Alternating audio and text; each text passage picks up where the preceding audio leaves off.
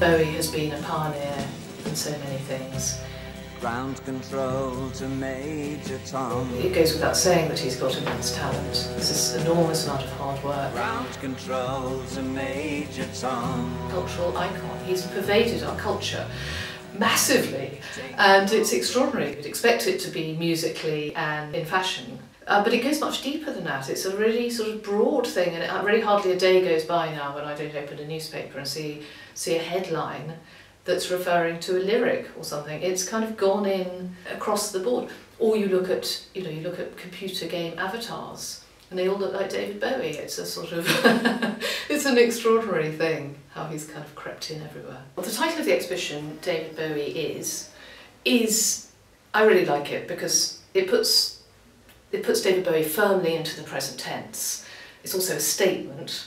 He is now, but it's also an unfinished sentence, and that underpins really the approach of the exhibition. Everybody has their own Bowie story.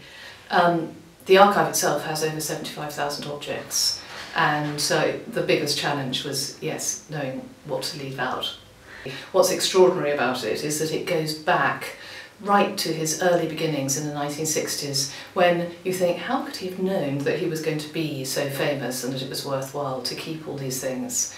Costumes, many costumes stand out, but Kazuo Yamamoto's from that early period, particularly from the Aladdin Sane tour, I think are really spectacular, really theatrical. And of course Kazuo Yamamoto was the first Japanese fashion designer, in fact, to show in London. He showed in the King's Road in 1971, and Bowie was there. And I find that extraordinary. This is a 24-year-old man, and he's at sort of the happening fashion show in London.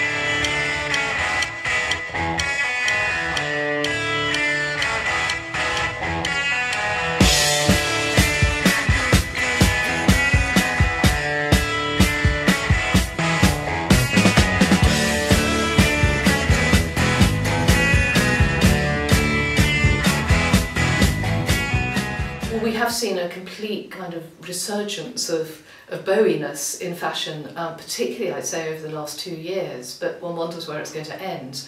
So last year it was more dumb and dogsish. I think that mustard suit that we have in the exhibition alongside the Terry O'Neill photograph of Bowie, I think that is, he looks so super cool.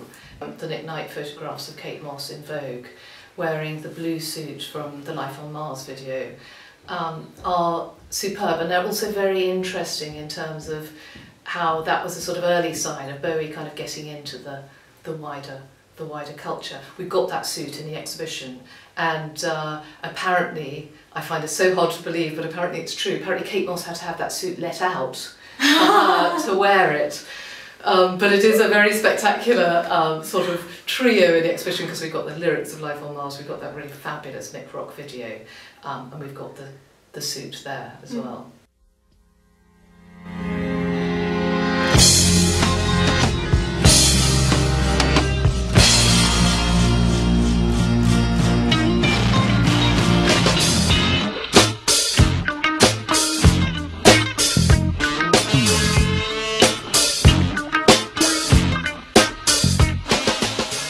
So Bowie didn't actually go to art school. A lot of people think that he did, but he did go to a technical college in Bromley, which was arts focused. So until the age of 16, he was very focused on the arts, and his first job was as a junior visualizer in an advertising agency.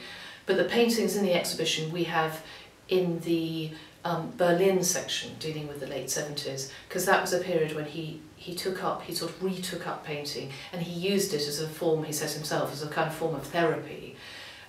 But Bowie's also always said that he sees the visual and the music on a kind of continuum.